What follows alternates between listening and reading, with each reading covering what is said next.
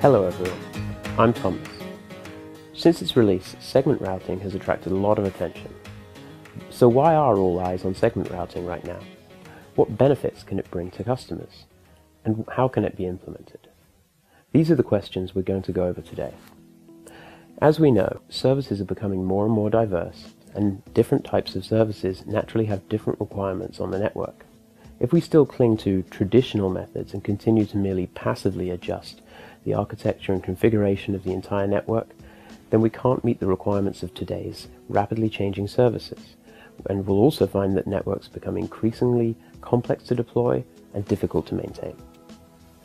The solution to this problem is moving from the previous model, where the network adapts to services, to the service-driven network model, where services define network architecture. Specifically, a model where the controller first collects network information and then calculates an explicit path based on the service requirements put forward by the application. This is the background behind the development of segment routing. Segment routing works by dividing the network into several small pieces and then distributing segment IDs to these segments and network nodes. Through arranging nodes by segment ID, we can obtain a complete forwarding path. To break it down even further, this process consists of 6 steps. The first step is configuring IGP. Links in the network are each allocated an SID in order to generate a link label. These labels are equivalent to the numbers given to highways linking cities. The second step is configuring SIDs for network prefixes and nodes in order to generate prefix tags and node labels. In the same metaphor, these are equivalent to city or area codes. The third step is advertising these generated SIDs to peers using IGP. Step 4 is to perform path calculation using IGP.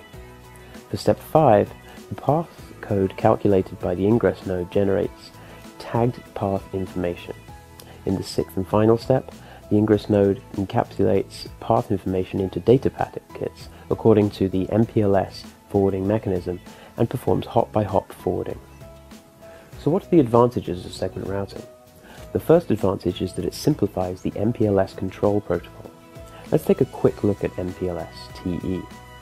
First off, it's a connection-oriented technology. In order to maintain the current connection status, it must be able to handle a large number of update messages being sent between nodes. This process occupies a lot of CPU resources and network bandwidth. Additionally, the number of MPLS labels varies according to the number of LSPs. An increase in the latter leads to an increase in the former. Labels consume a lot of resources, which is not conducive to building a large-scale network. It is also worth noting that MPLS path adjustment is distributed. If a service changes, MPLS must adjust the configuration of every individual node. Let's get back to segment routing. For segment routing to control service paths, it needs only to perform label operations on packets at the ingress node. No such operations are required at any intermediate nodes. As a result, pressure at the control plane is minimal. Unlike MPLS, the number of segment routing labels is equal to the total number of connections and nodes. However, the number of segment routing labels is unrelated to the total number of tunnels. In segment routing, path adjustment is centralized. If its services change, segment routing only needs to adjust service configurations at the ingress node. The second advantage of segment routing is that it can better implement SDN. Because it is an extension of existing protocols, network evolution is more smooth and disruption-free. Additionally, it uses the source routing technology to control and adjust service paths through the ingress node, enabling the network to more quickly respond to the demands of upper layer applications. On top of that, it provides a balance between centralized control and distributed control in order to prevent the controller from becoming a service bottleneck.